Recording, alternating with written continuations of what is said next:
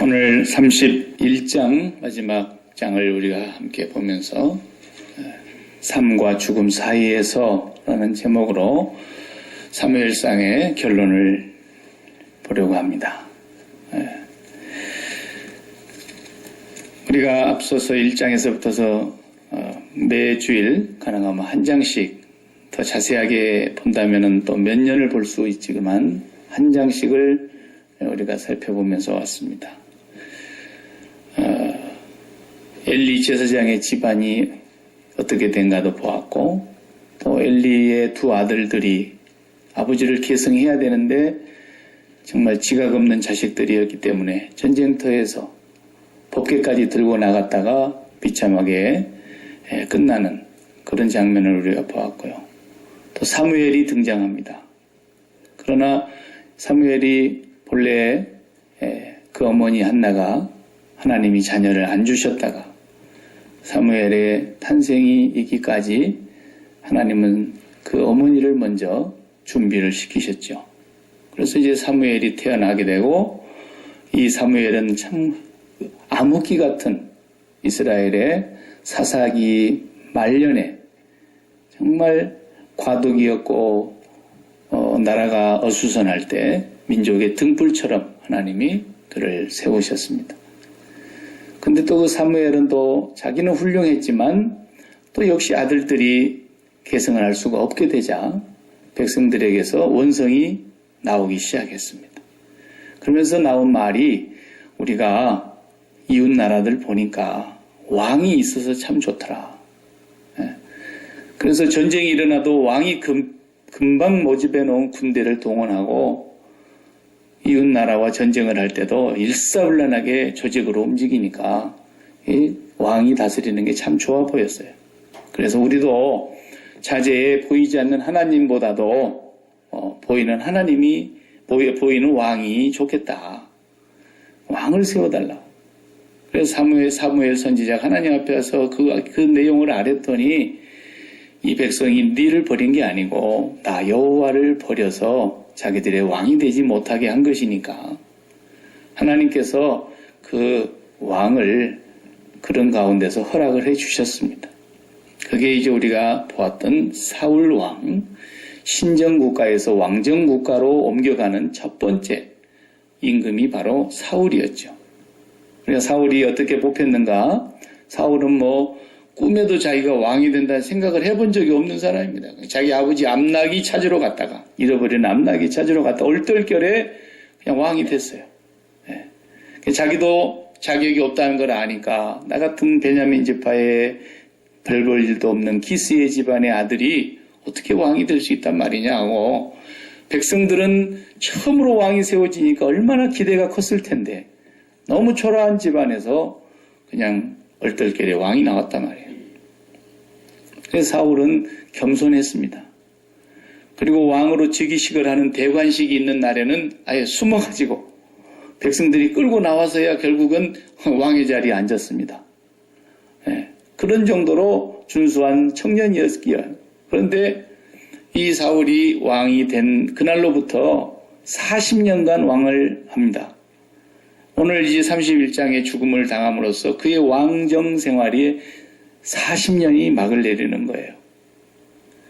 그 40년 세월 동안에 10여 년 동안은 정말 다윗을 줄기차게 쫓아다니면서 어린 목동으로부터 시작해서 형님들과 함께 아버지 양을 치던 다윗이 그 골리앗이라고 하는 블레셋 장군 하나를 전쟁터에 잠깐 형님들 안부를 물으러 갔다가 그 하나 무찔렀는데, 그만 백성들의 마음속에서 사울은 천천히요 다윗은 만만이로다 하는 그 노래가 들릴 날부터 사울이 마음에 질투가 발동했습니다.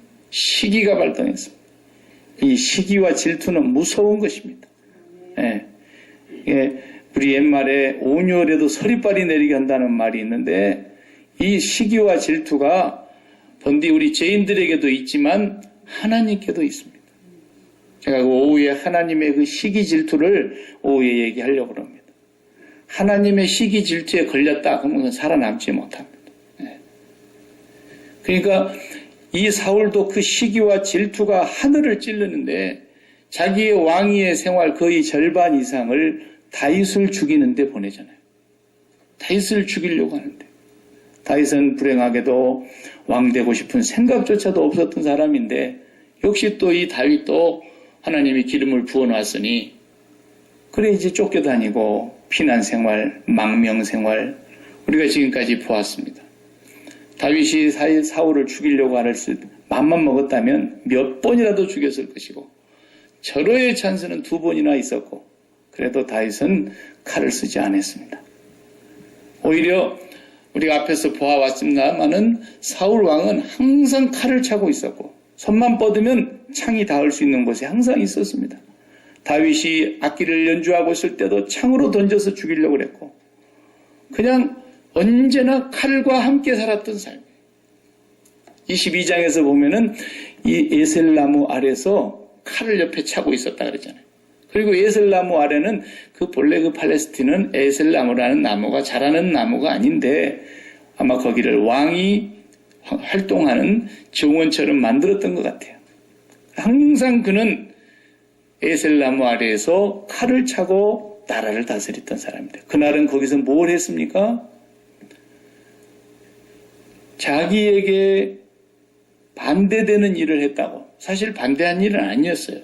오해죠. 아주 간신배 같은 도액이 다윗이 제사장을 만나서 골리앗의 칼을 받아가는 걸 내가 봤습니다. 그 말 한마디 전달한 것이 사울의 왕이 얼마나 살기가 등등했던데 제사장 85명을 죽였습니다. 여러분, 사람이 한 사람을 죽이는 것도 끔찍한 일인데 하나님의 성전에서 일하는 제사장 85명을 그날 한날 한시에 도액이라는 사람을 시켜서 사울 앞에서 다 죽이게 했지 않습니까? 무지막지한 사람입니다. 예. 평생 죽이기만 한 사람입니다.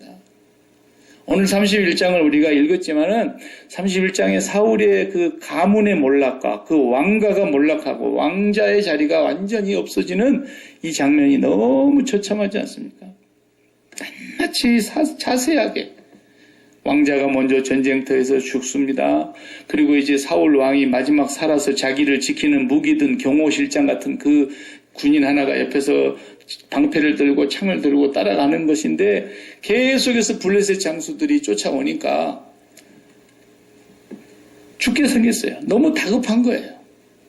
그래서 옆에 호위병한테 네가 나를 좀 죽여달라고. 저 할례 받지 못한 놈들한테 내가 잡혀서 비참하게 조롱을 당하면서 죽느니 네가 빨리 나를 죽여다오. 그런데도 이 병사가 자기를 죽이지 않습니다.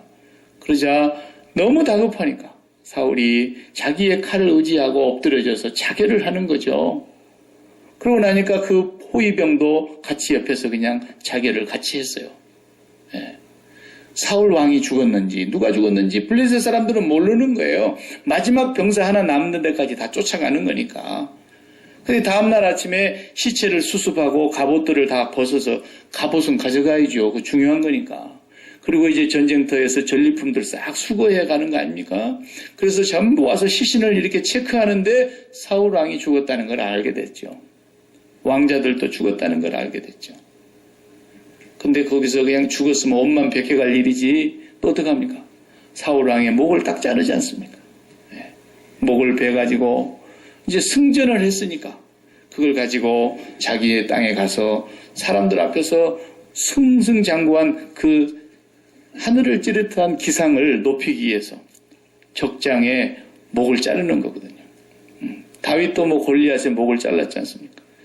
그러니까 목을 자르고 몸뚱아리는 몸뚱아리대로 머리는 머리대로 가져가가지고 자기들이 살고 있는 성벽에다가 사울을 못을 이렇게 박듯이 박아가지고 성벽에다가 두 동강이가 된 몸뚱아리를 거기다 걸어놨다 그랬어요. 비참한 최후입니다. 그리고 다음날 소식을 들은 야베스 사람들이 나중에 이 야베스 사람들이 사울을 장례식을 치러주지 않습니까? 너무 몸이 처참하게 망가졌을 테니까 이거 어떻게 장례를 치를 수가 없으니까 그냥 화장을 해가지고 화장을 해서 에셀나무 자기가 맨날 칼 차고 놀았던 그 에셀나무 아래에 묻어줬다는 거예요. 예. 나중에 이 장례식을 잘 치러준 길르앗 야베스 사람들이 다윗이 왕이 된 뒤에 크게 상을 내립니다. 예. 하여튼 다윗은 훌륭한 성군이에요. 이렇게 해서 사울의 한 가문이 완전히 몰락을 하고 사울의 최후가 너무 비참한데, 예. 사람이 어떻게 죽었느냐는 그걸로 가지고 뭐 천국 갔냐 지옥 갔냐 그건 우리가 말할 수 없는 것입니다. 왜냐하면 12제자들 거의가 다 목이 떨어져 죽었습니다. 사도 바울도 참수당했다고 전해지고 있습니다. 수많은 사람들이 사자의 밥이 돼서 갈기갈기 찢겨져 죽은 사람도 많고요. 불에 태워서 죽임을 당하는 순교자들이 얼마나 많았습니까? 어떤 모습으로 죽었냐는 그렇게 중요한 게 아니십니다. 우리가 지난 1년 동안 이 사무엘상을 보았는데 사무엘상을 통해서 우리가 꼭 기억해야 되고 정말로 중요한 진리를 하나님께서는 우리에게 메시지로 주시고 있는 거예요. 삶과 죽음 사이에서. 다윗은 사는 것과 죽는 것이 뭐라 그랬어요? 한 걸음 차이입니다 그랬어요. 다윗은. 정말 백지장 한 장 차이예요. 살아있다 죽었다라는 것이.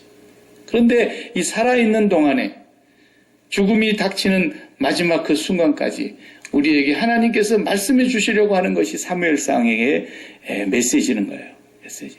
사무엘 하에서는 다윗을 통해서 그걸 보여주고 있는데 사무엘상에서는 사무엘을 통해서 사울 왕을 통해서 보여주신 겁니다. 다윗은 우리가 지난 시간에 하마터면 전쟁터에 나가서 동족을 죽일 뻔한 그런 위기를 모면을 하긴 했지만 돌아와 보니 시글락을 다 아말렉이 점령해서 전부 처자식들을 잡아가고 재산까지 싹 다 가져가 버린 그 엄청난 위기를 만났을 때 자기 600명의 동료들이 돌로 치려고 그랬잖아요. 그때도 그는 하나님을 힘입어서 그 용기를 얻고 하나님께서 다시 다윗을 붙잡아 주심으로써 잃어버린 것 다 되찾고 하나님의 은혜로 전부 다 넘겨받았어요. 자기가 가졌다는 생각을 하지 않았어요. 안 간 사람들은 선물 주지 맙시다. 그런 사람들, 악당들이 좀 있긴 있었지만 그때도 다윗은 하나님이 선물로 우리에게 넘겨주신 것인데 우리 손에 넘겨주신 걸 어떻게 그렇게 할 수 있냐. 다윗은 평생에 자기가 뭘 취했다는 생각을 하지 않고 하나님께로부터 받아서 살았다는 생각을 한 사람. 네.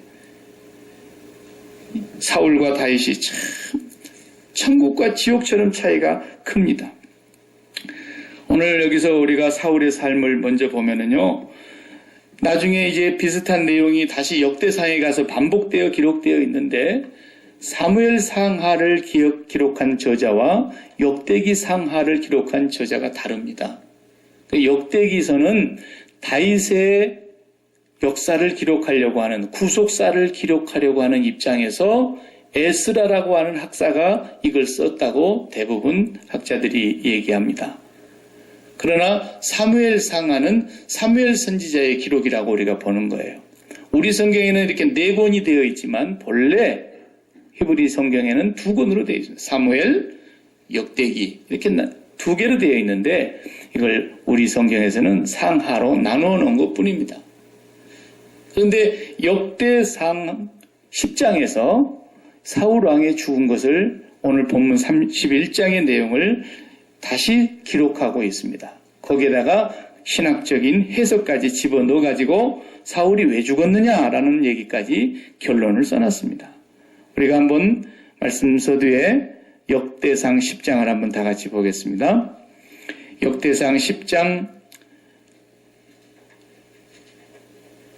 12절 용사들이 다 일어나서 사울의 시체와 그의 아들들의 시체를 거두어 야벳으로 가져다가 그곳 상수리 나무 아래 그 해골을 장사하고 7일간 금식하였더라 라고 우리가 13절까지 오늘 본문은 끝나는데 13절 여기 14절이 해석이 붙어 있습니다. 다 같이 사울이 죽은 것은 여호와께 범죄하였기 때문이라. 그가 여호와의 말씀을 지키지 아니하고 또 신접한 자에게 가르치기를 청하고 여호와께 묻지 아니하였으므로 여호와께서 그를 죽이시고 그 나라를 이새의 아들 다윗에게 넘겨주셨더라. 예, 이렇게 분명히 해석을 해주고 있습니다. 다윗이 사울이 왜 죽었느냐? 죽을 때 돼서 죽었는데 죽게 된 계기는 분명히 이렇게 기록하고 있습니다.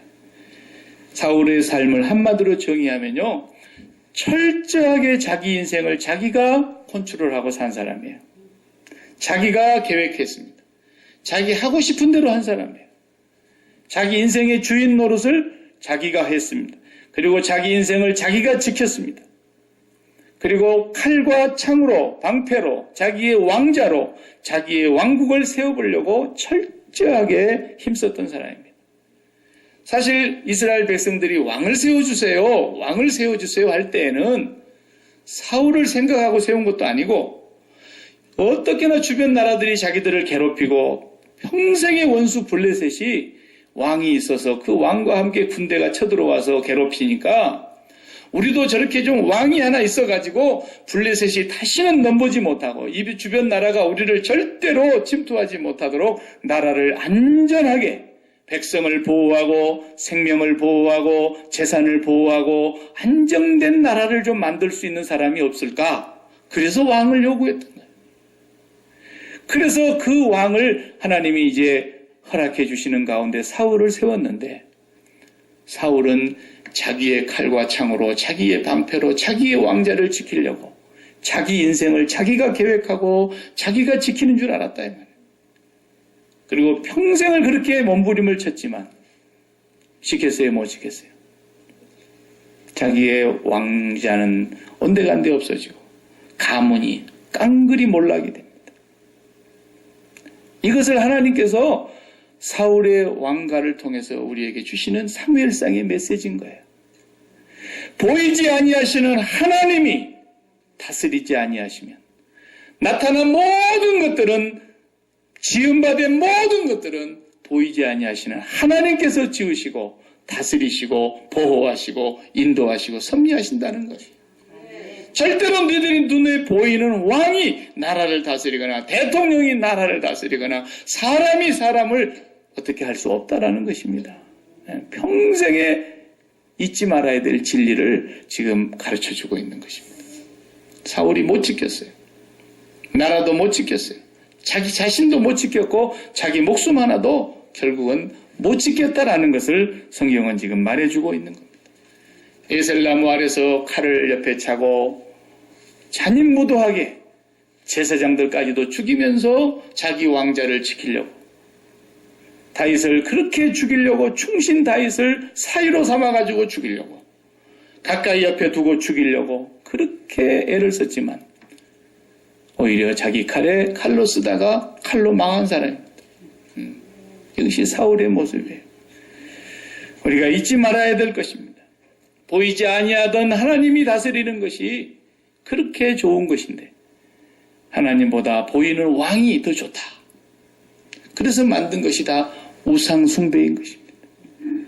이 탐욕 때문에 우상 숭배가 생겼다 그랬지 않습니까? 골로새서 3장 5절에 탐욕이 우상 숭배다.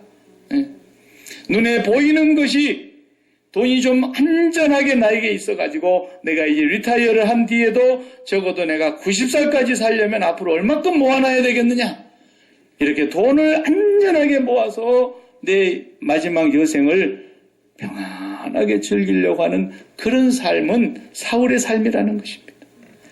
하루하루 내일 일을 몰라도 하나님이 적게 주시든 많이 주시든 하나님이 주신 것을 늘 받아서 산다는 삶. 이게 믿음의 삶인 거예요. 돈 벌면서 사는 사람이 제일 불쌍한 겁니다. 우리는 돈을 받으면서 사는 거예요. 하나님께서 많이 주시든 작게 주시든 내가 풍부에 처할 줄도 알고 비천에 처할 줄도 알고 높은 자리에 처할 줄도 알고 낮은 자리에 처할 줄도 알고 모든 형편 모든 상황의 일체의 비결을 하나님을 통해서 사는 것이다. 그래서 모세를 통해서 40년 동안 광야에서 이스라엘 백성들에게 너희가 만나러 사는 것이 아니라 그 한 가지만 가지고도 수백만이 수십 년을 살 수 있었던 것은 여호와의 입에서 나오는 말씀을 순종하면서 살기 때문에 가능했던 것을 너희가 지금은 그 만나를 사려면 돈이 있어야 되지만 돈이 있어야 우리가 사는 것이 아니라 눈에 보이는 건강이 있어야 우리가 행복한 것이 아니라 보이지 아니하시는 하나님의 손 안에 있어야 행복하다는 것을 이 사무엘상을 통해서 우리에게 가르쳐주고 계시는 것입니다. 삶과 죽음 사이에서 죽으면 우리 기독교에서는 죽으면 그것으로 끝입니다. 이 땅에서 우리의 육체의 생명이 끝나면 하나님께서 그 삶에 대한 모든 계획이 이제 끝난 것입니다. 심판만 기다리고 있는 것입니다. 하나님 앞에서 살아있는 동안까지만 뭐가 있느냐? 우리에게 삶의 기회가 있는 거예요. 저는 삶이 뭐냐? 이렇게 얘기한다면 삶은 곧 기회다. Life is opportunity. 근데 그 기회란 무슨 기회를 말하는 거냐? 인류 사회에 이바지하고 인류 공영에 이바지할 엄청난 일을 이루는 것이다. 이런 거 아니다라는 거예요. 쓸데없는 소리 하지 말라는 거예요. 남들보다도 내가 더 성공하고 자식들 잘 키우고 많은 돈도 벌고 출세도 하고 명예도 얻고 이런 삶의 기회냐? 쓸데없는 소리 하지 말라는 겁니다. 성경은. 성경에서 말하는 살아있는 동안에 하나님께서 우리에게 주시는 기회는 무슨 기회냐? 하나님을 사랑할 수 있는 기회를 말하는 겁니다. 우리 인생의 삶의 목적이면서 우리의 살아있는 동안에 유일한 기회가 뭐냐? 하나님을 사랑해 볼 수 있는 기회라는 거예요. 죽은 뒤 어떻게 사랑을 해요? 그리고 천국에 우리가 올라갔다 그럽시다. 그것은 우리에게 기회가 아닙니다. 그건 필연적으로 하나님을 사랑할 수밖에 없게 되어 있고 뿅 가게 되어 있는 겁니다. 그것은 그냥 나타나는 결과에 반응하는 것이지 우리가 하나님을 사랑할 수 있는 기회는 이 땅에 육체가 살아있을 때만 가능한 거예요. 네. 사울은 40년이라는 그 못된 왕을 40년 동안 그 자리에서 머물러 있게 만들어 주신 것은 네가 그 왕위를 튼튼히 해서 안정된 나라를 지키고 네가 네 아들에게 왕위를 물려주고 성공적인 왕이 되라고 왕을 준 거 아닙니다. 이 나라를 다스리는 건 여호와의 손에 있는 것이고 네는 그 최고의 자리, 자격도 안 되는 네가 왕에 40년 동안 있는 동안에 네가 얼마만큼 나를 사랑할 수 있느냐는 기회를 주신 것인데 그는 끝까지 자기를 사랑했고 왕위를 사랑했습니다. 그리고 비참하게 끝났습니다. 우리에게 하나님께서 지금이라도 벼락을 쳐서 우리를 죽인다 할지라도 우리가 하나님 앞에 거룩하신 하나님 앞에 죄인됨을 본다면 하나님 앞에 낱낱이 죄를 드러낸다면 우리는 할 말이 없는 존재들입니다. 그런 우리를 하나님이 지금도 살려두시고 금년도 하나님께서 12월까지 살려두신 것은 우리로 하여금 멋진 인생을 살아라고 행복한 인생을 살아라고 이 세상에서 수많은 사람들이 우러러보는 뭔가 좋은 일들을 많이 하라고 그런 거 아니에요. 그것은 주님이 내 안에서 사시면 되는 것이고 우리는 하나님을 사랑하라는 기회를 주신 겁니다. 요거 잘못하고 사는 사람은 인생 헛산 거예요. 네. 아브라함을 보십시오. 아브라함이 리빙스턴처럼 살았더라. 뭐 그런 얘기 한 군데나 있습니까? 아브라함이 마더 테레사처럼 살았더라. 그런 얘기 한 곳이나 있냐고요. 알버트 슈바이처처럼 살았다. 아브라함은 그런 거 한 번도 그렇게 산 적이 없어요.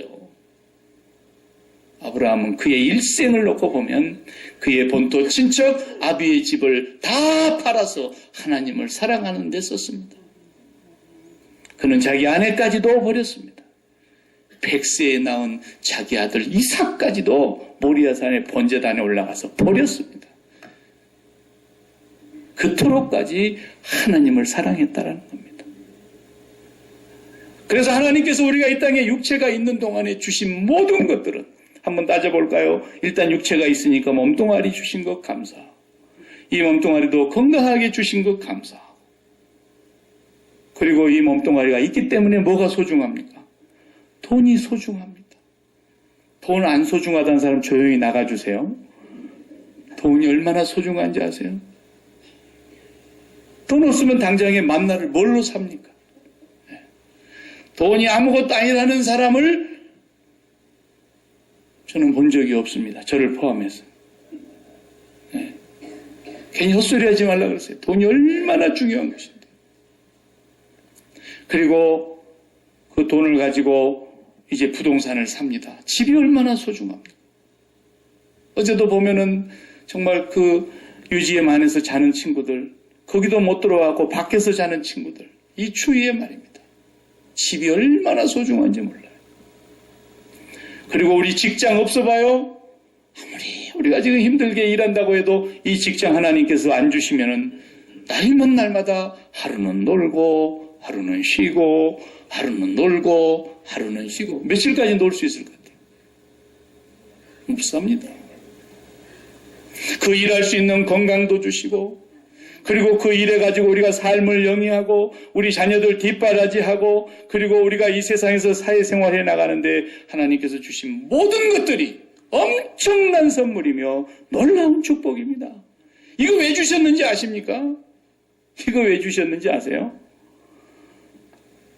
인생 재미있게 살라고 준 게 아니라 네가 나를 얼마만큼 사랑하는가를 표현해내는 재료로 쓰라는 거예요. 그걸 재료로 쓰라고 준 거예요. 사랑을 하려면 뭔가 재료가 있어야 되잖아요. 날마다 만나는 연인들도 그래도 돈 한 푼이라도 있어야지 어디 찻집에 가서 물 한 컵이라도 떠놓고 그래도 얼굴 쳐다보면서 있는 거지 이 추위에 어디 가서 벌벌 떨고 있겠냐고요. 뭔가 사랑의 재료가 있어야 되는 거예요. 우리가 일생을 살면서 우리의 삶에 가장 소중한 사랑의 재료가 뭡니까? 어떤 사람은 내 몸뚱아리, 다른 사람 자식은 두 번째고 남편도 아내도 두 번째고 내 몸뚱아리. 그럴 수 있죠. 내 몸뚱아리 성해야지 자식도 있는 거지. 내 몸뚱아리 성하지 않으면 자식한테 아내한테 남편한테 짐만 되는데 그러니까 몸뚱아리가 건강하기를 바라서 왜 그렇습니까? 우리가 육체가 있음으로써 모든 것이 소중한 거예요. 육체가 없는데 건강 뭐가 소중해요? 육체가 없는데 돈이 무슨 소용이 있으면 육체가 없는데 뭐가 필요한 겁니까? 육체가 없으면 아무것도 필요가 없는 거예요. 오늘 또 우리가 이 땅에서 육체로 삶이 존재하는 것은 이 모든 것이 다 소중하다는 뜻입니다. 그래서 이왕이면 같은 몸이라도 건강한 몸으로 9988, 234 하려고 다 그러지 않은 겁니까? 네. 그런데 하나님께서 이렇게 소중한 우리에게 주신 이유는 단 한 가지라는 거예요. 그렇게 소중한 네 삶의 재료들이 나를 얼마나 사랑하는데 써보라는 거예요. 나를 얼마나 사랑하느냐에 표현을 해보라는 거예요. 거기서 아브라함은 이삭을 통해서 마지막 테스트를 받은 거예요. 네 자식 바쳐봐. 그런데 그 자식까지도 하나님 앞에 드리려고 올라가면서 하나님은 아브라함을 그때 보시면서 네가 100세에 낳은 아들 네 아들 이삭까지도 아끼지 아니하였은지요 네가 진정으로 나를 사랑하는 줄 내가 아노라 그랬어요. 사랑의 재료라니까요, 여러분. 사랑의 재료예요. 평생에 내 건강이 최고인 줄 알고 돈이 최고인 줄 알고 자식이 최고인 줄 알고 연예인 같으면 미모가 최고입니다. 걔들은. 그리고 미모가 받쳐줘도 또 인기가 있어야 되니까 인기가 최고고 인기 없으면 그냥 뭐 아무것도 아니잖아요. 연예인 해봐요. 예. 그거 불러줘야지 한 시간이라도. 그러니까 사람마다 그렇게 최고 가는 게 있다니까요. 명예, 이런 거. 그런데 그 모든 것들을 위해서 하나님 이용을 그만해먹고 그건 종교인들이나 하는 거예요. 그건 우상숭배자들 다 하잖아요. 어디 가나. 기독교 안에서는 그런 거 하면 안 되는 거예요. 기독교는 그렇게 많은 것들이 나에게 육체가 있음으로써 삶이 보존되고 있는 이 순간 육체가 있음으로써 그렇게 많은 소중한 것들이 내게 있는데 그 재료를 다 사용해서 나를 따르는 자는 아비나 어미나 형제나 자매나 전토나 생명까지도 버린 자는 그렇지 않습니까? 주님이 뭘 말씀하시려고 하는 겁니까? 그 많은 재료들을 다 하나님 사랑하는 재료로 써보라는 거예요. 한번 써보라. 얼만큼 쓰셨습니까, 여러분? 얼만큼 쓰셨냐고요. 네. 그래도 우리가 하나님을 위해서 집은 몇 채 지어드렸잖아요. 그 우리 하나님 사랑하는 증거입니다. 그게. 네? 그렇죠? 네? 여러분 하나님을 위해서 차 한 대 사드렸습니까? 우리가 하나님의 종들에게 예를 들어서 선교지에 지금 선교사님이 차가 없다 이래요. 그럼 차 한 대 사드렸습니다. 하나님께 사드린 거죠. 그게 바로. 그 차 한 대 써보셨냐 이거예요. 그죠? 계산해보자는 게 구체적으로. 하나님을 얼마나 우리가 사랑하느냐는 것은 그 많은 사랑하는 증거들이 재료를 통해서 나타날 거 아닙니까? 아브라함이 마지막 시험대에서 백세의 아들 낳은 아들. 뭐 리빙스터처럼 살지 않아도 괜찮아요. 알버트 수바이처처럼 마더 테레사처럼 그렇게 살라고 하나님이 뭐 말씀하시긴 안 했어요. 구원받는 조건에 아무 상관없는 거예요. 그건. 그러나 네 일생에 살아있는 동안에 네 삶의 그 기회를 네가 하나님께로부터 받은 그 모든 것을 가지고 하나님을 사랑하는 재료로 얼만큼 써봤냐? 이것이 사무엘상에서 우리에게 주려고 하는 메시지입니다. 사울은 일생에 자기의 삶을 자기 하나 지키는 데 썼습니다. 자격도 안 되고 값도 안 되는 것에게 왕위를 주셨는데 그 왕위 하나를 지키기 위해서 하나님을 가장 사랑하는 다윗을 죽이려고 일생을 소모했습니다. 수많은 제사장들을 죽였습니다. 수많은 백성들을 고통스럽게 했습니다. 자기 왕자 하나를 지키기 위해서 얼마나 칼을 휘둘리며 피를 냈는지 평생에 자기를 사랑했던 사람. 이 마지막 때에 디모데후서에 뭐라 그랬습니까? 6장에 보면 마지막 때 말세의 징조를 말하면서 사람들이 자기를 사랑하며 그랬어요. 전부가 자기를 사랑하는 거예요. 육체가 있는 동안 나의 삶을 사랑하면서 나의 삶에 주어진 그 많은 하나님의 선물들을 눈 감고 육체의 생명이 끊어짐과 동시에 모든 것이 다 내 것이 아니라는 것이 증명이 될 텐데도 그 많은 선물들을 받아가지고 자기 하나 지키기 위해서 살았다 이거예요. 자기 하나 행복하기 위해서 살았다는 거예요. 다른 사람을 그렇게 많이 죽이면서 다윗을 그렇게 괴롭히면서 다윗이 2번이나 적절한 기회에 살려줬는데도 끝까지 회개하지 아니하고 그 마음이 어디서 나왔습니까? 탐욕에서 나온 거예요. 아말렉을 진멸하라. 그랬을 때 가서 깨끗이 진멸했으면 그렇게 되진 않았을 거예요.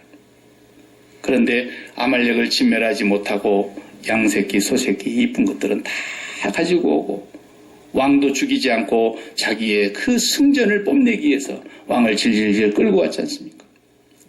네. 사무엘 선지자가 그 아말렉 왕 아각을 사울 왕이 보는 앞에서 목을 댕강 잘라버렸어요. 누가 이거 살려오라 그랬더냐. 그래서 사울은 여호와의 말씀을 순종하지 아니하였고 그리고 여호와께 묻지 아니하였고 무당하게 가서 물었고 일생의 자기 삶을 자기가 계획했고 자기 하고 싶은 대로 살았다라는 것입니다. 다윗은 한 번도 자기가 자기를 위해서 이 왕위를 지키려고 사울에게 칼을 휘둘르지도 않았고 죽일 수 있는 순간에서도 죽이지 않았고 도리어 피해서 끝까지 유랑생활, 방랑생활, 망명생활까지 하면서 파란만장한 삶을 겪었지만 다윗은 끝까지 하나님을 얻는 데만 전심전력한 사람입니다. 네. 이게 차이예요. 여러분 우리가 금년 한 해도 다 살았어요. 하나님 오늘까지 살려주셨어요. 우리가 육체로 살아있는 동안에 우리가 지금까지 살아오면서 소중한 것들이 너무너무 많아요. 건강도 소중합니다. 자식도 소중합니다. 돈도 소중합니다. 우리가 쌓아온 명성과 사회적인 모든 것들이 왜 안 소중하냐고요. 다 소중합니다. 그러나 이 살아있는 동안에 우리가 이 모든 것들에 대하여 십자가에 죽을 수 있는 기회가 지금 기회인 것입니다. 저는 평생 기도가 그것입니다.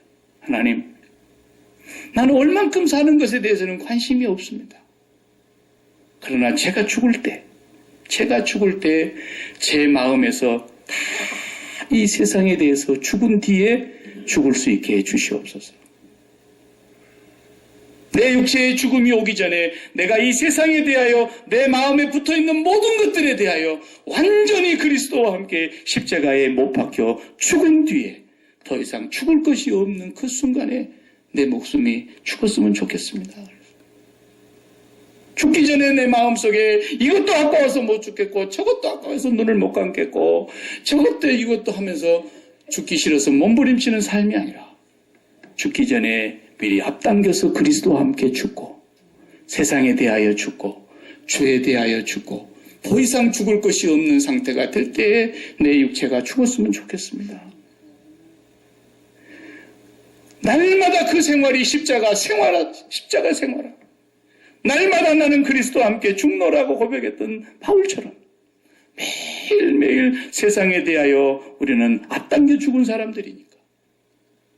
그래서 아브라함은 살아있는 동안에 마지막 자식에게까지 다 죽은 것입니다.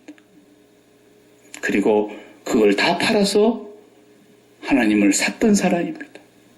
그를 향하여 믿음의 조상이라고 말하는 겁니다.